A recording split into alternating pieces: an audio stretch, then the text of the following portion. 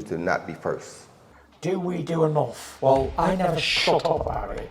It must have been about 16, 17. We nicked their gilt rings. Right, the bouncers' gilt rings. This is no good for me. That's the reality. If you want the honest truth, and I see it every day.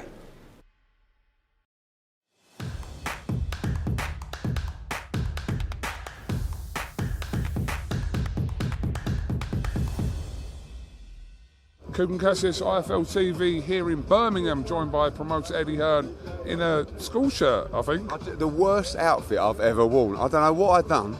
I put on a little short. We have a little span down. Don't even look at it. Actually, Dennis Hobson. Even Dennis Hobson came to me and went, oh, when I asked about my belly, he was like, wear black next time. I was like, Jesus Christ. You look alright anyway. Being in the workplace. Right fight for Yafai or not? Just showed the levels. I mean, an unbelievable talent, world class, ready to be a world champion now, and he just showed British and European level. It's a mismatch. I mean, we didn't think it would be a mismatch. We expected him to win, but just goes to show you how good this kid is. And he had a bit of spite tonight, which was good, you know. Tommy Frank wound him up a little bit in the build-up, and I like what I saw. Special fighter, Olympic gold medalist, going to be a multi-weight world champion, just a tremendous talent. A little bit of a rundown of the other card, rest of the card rather. Obviously, Cyrus Patterson, Sol Dakers, the draw with Flynn and Baker, etc. I mean, Cyrus Patterson, Conor Walker, one of the best fights I've ever seen. I mean, obviously, we were announcing Cyrus Patterson against Lewis Ritson tonight, and Lewis Ritson came for the announcement, and obviously it didn't go Cyrus Patterson's way, but you have to give unbelievable respect for Conor Walker. Gutsy, heart, I mean, just unbelievable fight. Sol Dakers, okay, you know, tough opponent, game, tricky southpaw. I thought Kane Baker was so lucky to get the draw.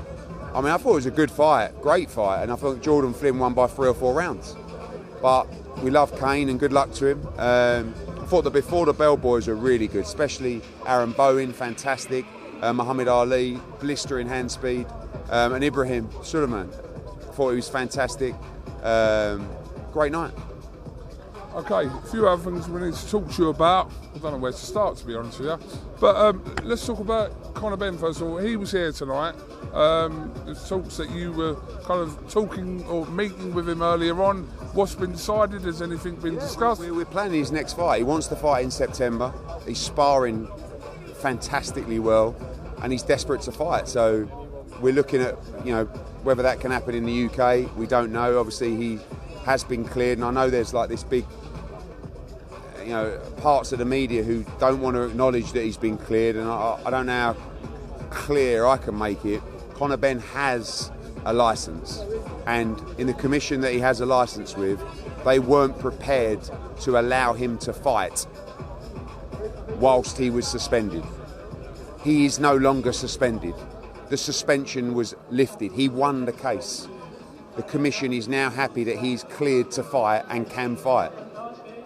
We know there's an appeal, and that's going to go on. That's going to take a couple of months. So we're going. Does that surprise you, the appeal from the board and the UK? Not really, because it's just the way this has played out. Really, you know, there's a lot of ego involved. I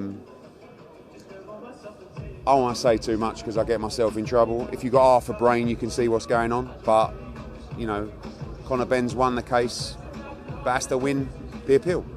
So that's what he'll do, but in the meantime it's very likely you'll see him in the ring in September. But not in this country? Yeah, possibly. I believe legally that can happen, but obviously we'll speak to the board. If they don't feel that should happen while he's not suspended, then we'll fight international. Okay, this situation with Baumgardner has just been wild for 2 days. Obviously, Jessica McCaskill coming out with her comments, etc. Rick Ramos putting out a tweet that he'd spoken to you. Jessica McCaskill then now putting out an apology statement today. I mean, can you just tell us what's going on with that? Look, Jessica, the relationship with Jessica and Matchroom is a little bit fractured because we agreed a multi-fight deal with Rick Ramos that when we went to paper, didn't actually get papered. We lost the purse bid. The winner of that purse bid forfeited the fight, so that fight was off. Then we ended up needing an opponent for Terry Harper. We used Ivana Habazin. And Jessica, I think, wasn't happy about the situation and clearly made some comments that were absolutely ludicrous. Why did she make them comments, in your opinion? Maybe, you know, she spoke to someone, or maybe she's just emotional about some of the things that happen with us. I don't know. But, you know, obviously I heard him phone Rick Ramos and said, you got a problem here because you can't go around saying things like that. Simple. And he said, I didn't hear it, but I don't know if that was the case. Spoke to Jessica and, you know, I said, you need to put an apology out. And she put an apology out and said, I'm really sorry. None of it was true. And I'm sorry I said it. So that was good enough for me. Move on. Like, I'm not interested in, like, just giving her an 8-page thing to say. It's done. She says, I'm sorry, you know, and we move on. A lot of comments obviously coming out about kind of the move after obviously hearing about Baumgardner's failed test, the fact that the report has been released online, etc. The dates in between tests, when she was tested to when you found out, to the reports, etc. Can you make comment on that? Yeah, all standard. I mean, we've been through all the previous testing analysis from other chains of commands, what it's called, when you give a sample till when it hits the laboratory. That's called a chain of command. So that's all in place. The time of, I think it was actually 6 days or 7 days between the collection and the test in the laboratory is very standard across. Should that be different though? I mean, it's just, you know, you have to understand, we've spoken to these agencies in the past. VADA's the same time span. A VADA test normally, when you're a long way out, takes 3 weeks, sometimes slightly less. This took 3.5 weeks or something like that. And one of the reasons for that is probably because there was an additional analysis because it was a positive sample. And it was also post-fight, so there is less of a rush because the event's already taken place. And also, these people are testing for, drug-free sport are testing for NBA, NFL, NCAA, NASCAR, LPGA.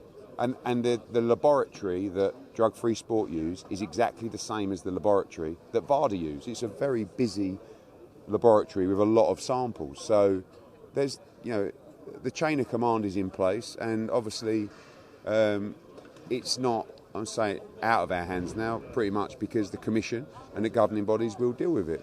We'll give Alicia all the support that we can, but she has to obviously deal with the governing bodies and the Commission regarding the adverse finding.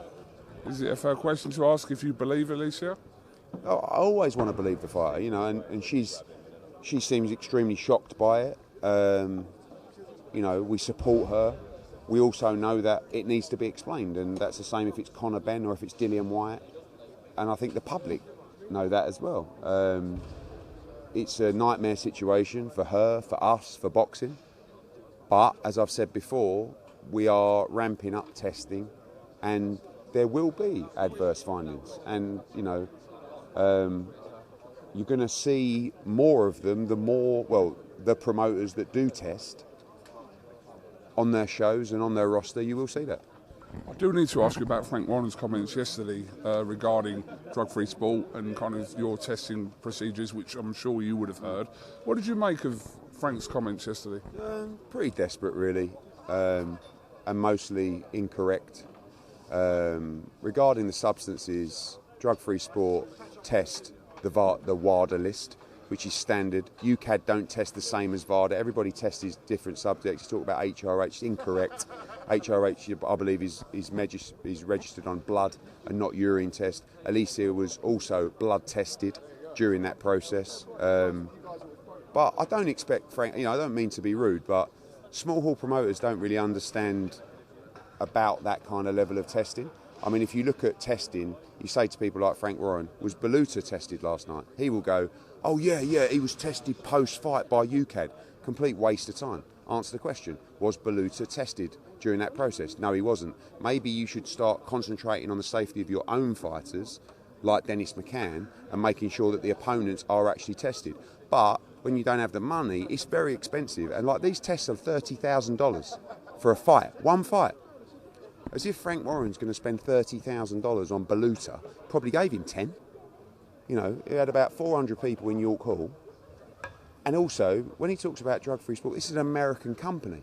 Frank Warren doesn't even have an American promotional license. When was the last time Frank Warren was the lead promoter on an American show?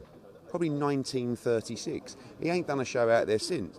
But seriously, I think that, you know, again, like, all we're trying to do is invest money in additional testing.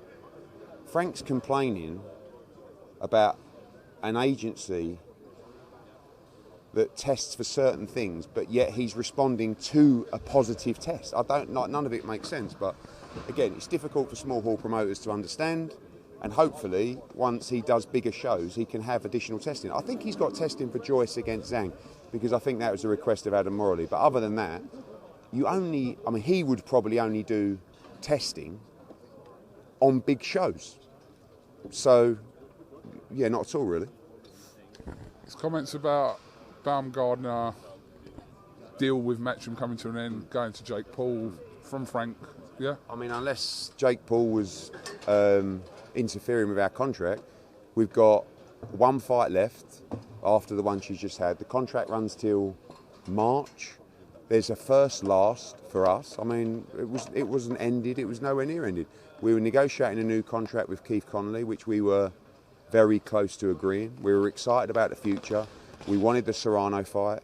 We wanted Alicia Baumgardner to fight the winner of Katie Taylor against Chantel Cameron. So, no, I mean, you know, like I said, obviously, if you're not really in the game, then you're just going to read Twitter and take your information from there. But, yeah, I mean, I think when you're doing shows in venues with no air conditioning, you can get hot and rattled. Just the last one on that, obviously made reference to drug-free sport, not testing or testing for the same substances as UCAD, etc. Can you make comment on that? VADA don't test for the same substances as UCAD. It's the WADA list. I mean, you know, you got to understand that this is the same guy that when one of his fighters tested positive with VADA, was campaigning with the commission in America to allow him to fight, right? And to get him to clear his name. I mean, the hypocrisy is tremendous. It doesn't really matter. Honestly, we got much bigger fish to fry. Okay, last one. Any movement on AJ Wilder talks? Because that's something that's been suggested that won't happen next. We want it to happen. We want it to happen. Why are you laughing? We want it to happen next. That's the fight we want to make. I spoke to AJ and the team yesterday, and we want to make that fight next. If we can't make the fight, we'll probably fight in December, but absolutely 100%, that is the fight we want to make next. I don't know what's going on here. Is it late night in Birmingham? I just got the gig. Have you got anything else you want to say, mate? Shimon, motherfucker. No, we've got a couple of weeks off. I'm sure it's going to be a busy period. What else have I got to say? Nate Diaz, don't choke me out. Oh, Nate Diaz wants to set about you. Yeah, I don't feel like you should get attacked or criticised for giving your opinion on a fight. They asked me what I thought of the Jake Paul, Nate Diaz fight, and I said, unbelievable event. I said the standard was awful. And now he's going to choke me out. Can't just say I'm a massive Nate Diaz fan. It's all geezer that would do it though, 100%. If he see you in Billericay, he'd definitely do it. So I just want to put it on record. I actually genuinely really like Nate Diaz. I don't think he's a very good boxer, but I think he's a great guy, great personality, and Nice one, Ed. You should do more shows in Birmingham as well, mate. Cheers, mate. Thank you very much. Been a great night. IFL, catch you soon. You to not be first. Do we do enough? Well, I never shut up about it. It must have been about 17. We nicked their guilt rings. Right, the bouncer's guilt ring. This is no good for me. That's the reality. If you want the honest truth, and I see it every day,